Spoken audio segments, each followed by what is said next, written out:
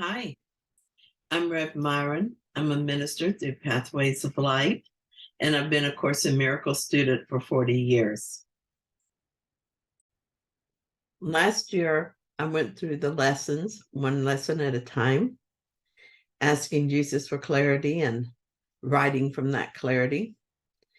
And that's information, those videos are still available. But this year, I decided to start on the text. And so I'm going through the text from the beginning, a paragraph or two at a time, asking Jesus for clarity as I did before, writing from that clarity. And that's what I'm sharing with you today. So let's get started.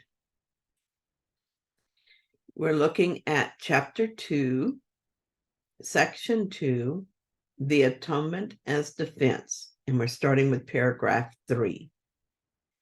You can defend truth as well as error. That the means are easier to understand after the value of the goal is firmly established. It is a question of what it is for. Everyone defends his treasure and will do so automatically. The real questions are, what do you treasure and how much do you treasure it? Once you have learned to consider these questions and to bring them into all your actions, you will have little difficulty in clarifying the means.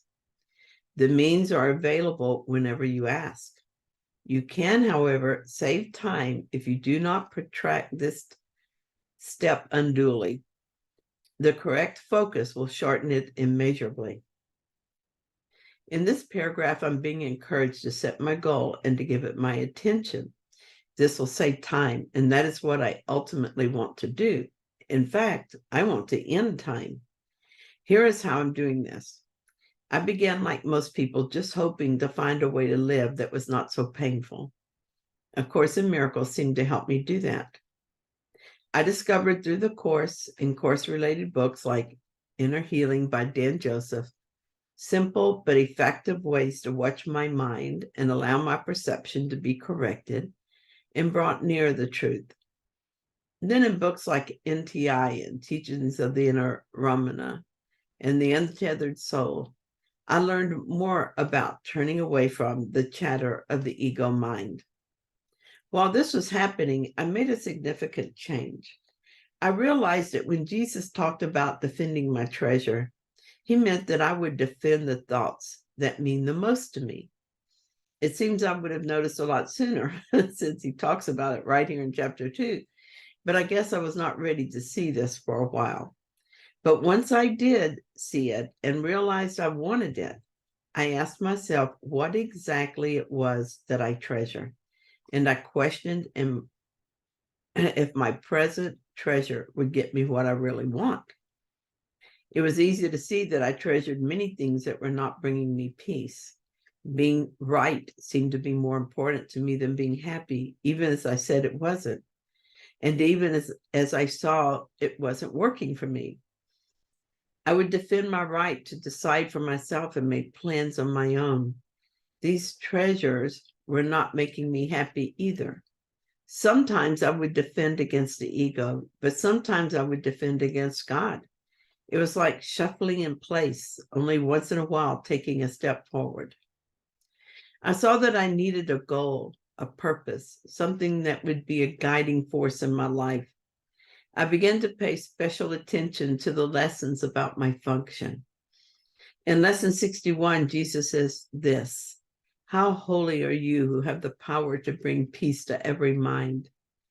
And then he says, you are indeed the light of the world with such a function. What is he talking about, this lofty function? He says, it is my forgiveness that does this. And he encourages me to accept no trivial purpose in its place. When I watch my mind for ego thoughts and ask that they be corrected and the mind be healed, this is what I'm doing. I'm remembering that my function is forgiveness.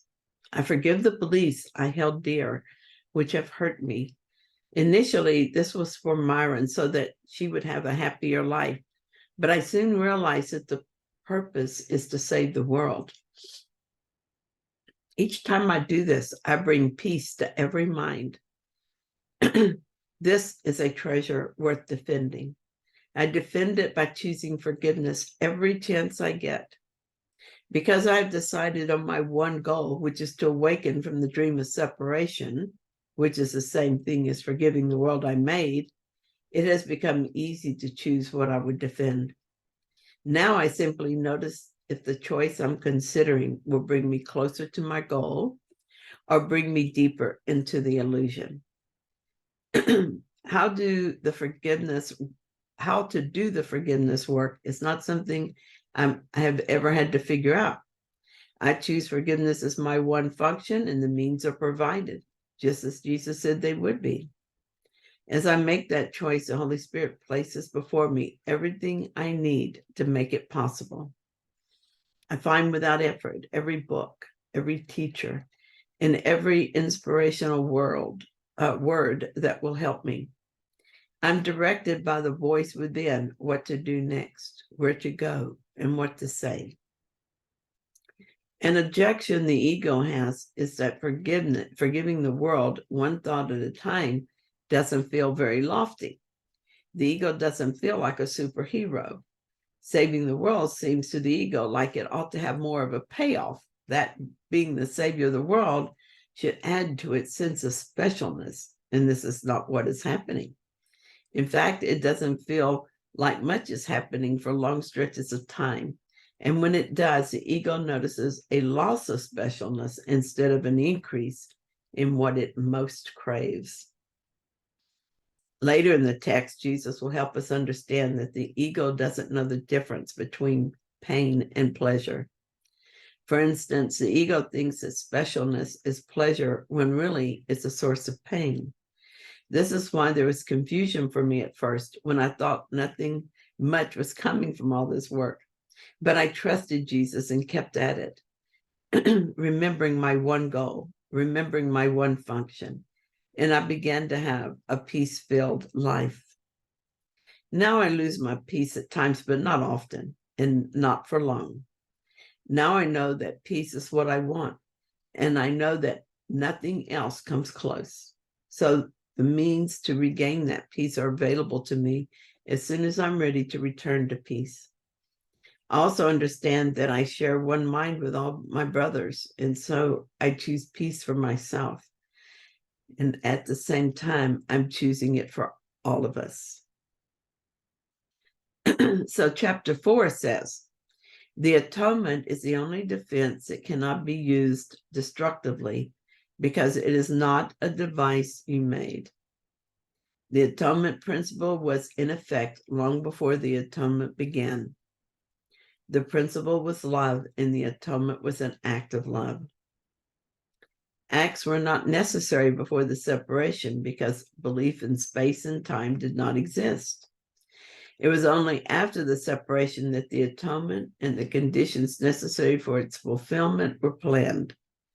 Then a defense so splendid was needed that it could not be misused, although it could be refused. Refusal could not, however, turn it into a weapon of attack, which is the inherent characteristic of other defenses. The atonement thus becomes the only defense that is not a two-edged sword. It can only heal. I had a really hard time understanding atonement as used in the Course. For years, I've kept the glossary index by Kenneth Wapnick nearby so I could look it up again and remind myself of its meaning. The meaning would not stick, and now I know why.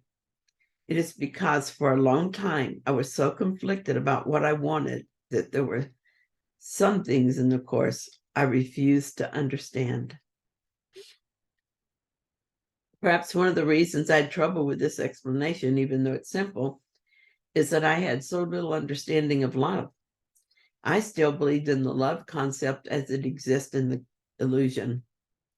Love from the ego point of view is, at its best, selfish, unreliable, and conditional, and at its worst, destructive. Later, Jesus speaks of the atonement as undoing separation, which was the explanation that stuck with me. Now, when I read the word atonement, I automatically substitute the word undoing. But isn't that love? Isn't undoing the ego an act of love? It is love being itself, transforming what we have done simply through the power of being itself.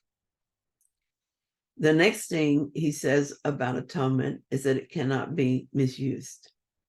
I cannot use the atonement to hurt myself or others.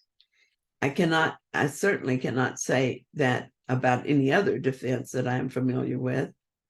If I defend myself against pain that I perceive as coming from another, my defense will be hurtful in many ways. I will separate myself from the person, which is the thing that causes all suffering to begin with.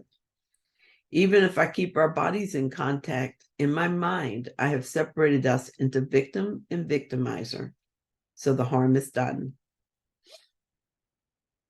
The most significant experience I've had with love, undoing the ego, was with my ex-husband. We had a very contentious relationship, especially at the end. And I was very glad to finally walk away from it. I didn't feel there was anything else I could do at that time to heal the marriage, and I was tired of suffering through it. But I was stunned to realize that while I could leave him, I could not leave the relationship. Now I understand that all relationships must be healed, and the proximity of the two bodies involved is not important. While I was still in the process of forgiving myself and him and the relationship, it seemed very hard. But doing this work helped me to see that it was only hard when I tried to do it from the ego mind. The ego was only interested in defense through attack. When I finally surrendered the whole thing to spirit, love did its thing, and all the animosity fell away like it was nothing, which is what it was. While I was still trying to undo with the ego, it felt very complicated. Guilt confused everything. I would think of something he did or said, and I just wanted to protect myself from ever experiencing that again. Then I would think of something I did or said, and I wanted to be far from him because his presence triggered the memory of my guilty behavior. There was so much projection in an attempt to protect myself from feelings of guilt that I could not begin to unravel it all. I spent a lot of time rejecting the atonement, but my rejection didn't cause me any harm. Not accepting it prolonged my suffering, but did not hurt either of us. This could not be said of my ego defenses, which clearly caused pain to us both. It all changed, though, when I realized that all I wanted was peace. I wanted to forgive, and I didn't want anything else. I didn't want to protect myself or hide anymore, and so I didn't need him to be my scapegoat. In that moment of surrender, love cleansed me and purified my mind. I did nothing but say yes.